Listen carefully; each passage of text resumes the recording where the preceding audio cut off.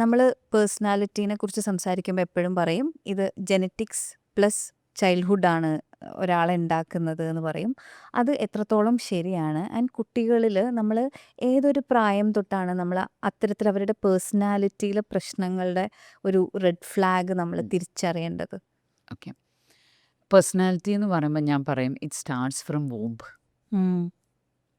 Genetics അതിനകത്ത് പ്രധാനപ്പെട്ട ഒരു കാര്യമാണ്. അതുപോലെ തന്നെ നമ്മളുടെ എക്സ്പീരിയൻസ്, എക്സ്പോഷേഴ്സ് എല്ലാം വളരെ പ്രധാനപ്പെട്ട കാര്യമാണ്.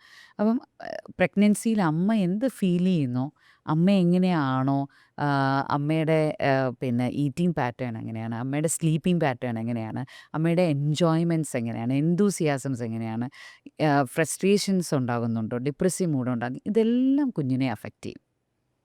വൂമ്പിലിരിക്കുന്ന കുഞ്ഞിനെ. ഇത് ഓക്സ്ഫോർഡ് യൂണിവേഴ്സിറ്റി ഒരു എനിക്കൊന്ന് 50 ഇയേഴ്സ് ബിഫോർ തന്നെ ഒരു എക്സ്പെരിമെൻറ്റേഷൻ നടത്തിയിട്ടുണ്ടായിരുന്നു.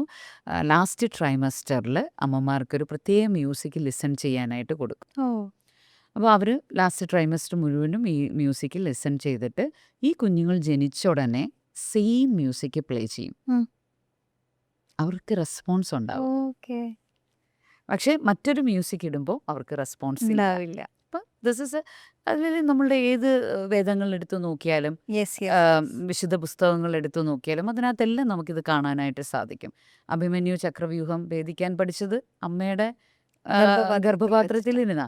അത് കഴിഞ്ഞിട്ട് തിരിച്ചിറങ്ങേണ്ട പറഞ്ഞ സമയത്ത് അമ്മ ഉറങ്ങിപ്പോയത് കൊണ്ട് തിരിച്ചിറങ്ങാൻ സാധിച്ചില്ല.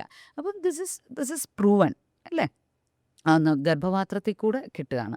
അതുമാത്രമല്ല, എന്നാൽ അതുകൊണ്ട് മാത്രമല്ല അവിടെ ഒരു ഇമ്പാക്റ്റ് ഉണ്ട്. അത് കഴിഞ്ഞിട്ട് ഫസ്റ്റ് 1000 ഡേയ്സ് അതെല്ലാ രീതിയിലും ഡെവലപ്മെൻറ്റിന് വളരെ ഇമ്പോർട്ടൻ്റ്. ഒരു കുഞ്ഞിൻ്റെ ട്രില്യൻസ് കണക്കിന് സെൽസാണ് ഓരോ മിനിറ്റിലും ഡെവലപ്പ് ആകുന്നത്. Trillions of cells. അപ്പോൾ ആ ഓരോ മിനിറ്റുകളും വളരെ ഇമ്പോർട്ടൻ്റ് ആണ്. അതുകൂടാതെ തന്നെ പിന്നെയുള്ള 6 വയസ്സ് വരെയുള്ള സമയം അവൻ എന്തൊക്കെ കേൾക്കുന്നു, ഏതൊക്കെ കേൾക്കുന്നു, അവൾ ഏതൊക്കെ ആളുകളെ പരിചയപ്പെടുന്നു, ഇങ്ങനെയുള്ള എല്ലാ കാര്യങ്ങളിലും മോഡലിംഗ് പേരൻസ് എങ്ങനെ ചെയ്യുന്നു. നമ്മൾ വിചാരിക്കും ആ സമയത്ത് കുഞ്ഞിനെ നല്ല കിൻഡർഗാർട്ടനിൽ വിട്ടാൽ മതി എന്നൊക്കെ. നമ്മൾ അങ്ങനെയല്ല. പേരൻസിന് ആണ് റിയൽ മോഡൽസ്.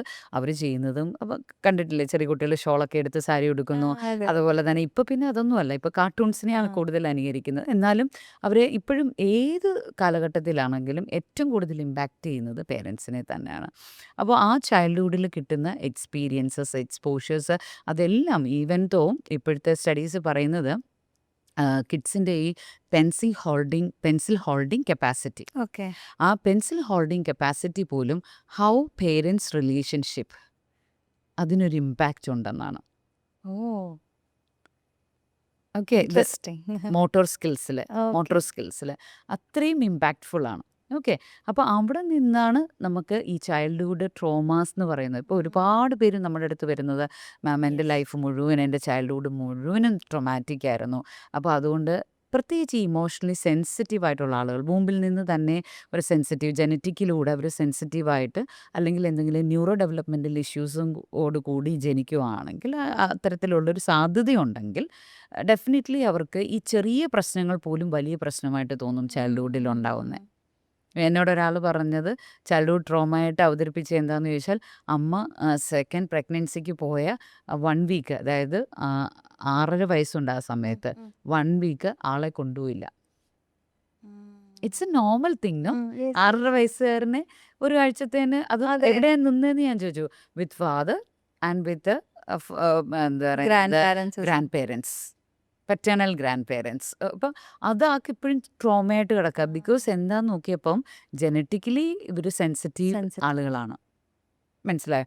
എന്നാൽ അതല്ലാത്ത ട്രോമകൾ, ഫോർ എക്സാമ്പിൾ ഫിസിക്കൽ അബ്യൂസ് അല്ലെങ്കിൽ verbal abuses, father and mother തമ്മിലുള്ള ഫൈറ്റ്സ്, അതുപോലെ ആ സമയത്ത് നടക്കുന്ന ഡിവോഴ്സസ് എന്ന് പറഞ്ഞാൽ ഇനി ഫാദറിൻ്റെയും മദറിൻ്റെയും പോലും ആകണമെന്നില്ല. ഫാമിലിയിൽ വേറൊരു പെൺകുട്ടി വന്നത്, അവൾക്ക് ഏതൊരു റിലേഷൻഷിപ്പും അതിൻ്റെ ഒരു എന്താ പറയുന്നത് ഫിക്സേഷനിലേക്ക് എത്തുന്ന സമയമാവുമ്പോൾ ബ്രേക്കപ്പ് ആവും. അപ്പോൾ നമ്മൾ അനലൈസ് ചെയ്തപ്പോഴാണ് ചൈൽഡ്ഹുഡൊക്കെ അനലൈസ് ചെയ്തപ്പോഴാണ് അങ്ങനെ വലിയ ട്രോമയോ കാര്യങ്ങളോ ഒന്നുമില്ല. പക്ഷേ ഈ കുട്ടി ട്വിന്നാണ്. അവർ ട്വിൻ ഓക്കെ. സിസ്റ്ററുണ്ട്. അപ്പം രണ്ടുപേരും ഒരുമിച്ച് പിന്നെ വളർത്താനുള്ളൊരു സാഹചര്യം ഇല്ലാത്തതുകൊണ്ട് അച്ഛൻ്റെ സഹോദരിയുടെ കൂടാണ് ഈ കുട്ടി 6 മാസത്തിന് ശേഷം തൊട്ട് ഒരു 6 വയസ്സ് വരെ ഉണ്ടായിരുന്നത്. അപ്പോൾ അച്ഛൻ്റെ സഹോദരിയുടെ ഡിവോഴ്സിൻ്റെ പ്രൊസീഡിങ്സ് നടക്കുന്നൊരു കാലഘട്ടമായിരുന്നു അത്.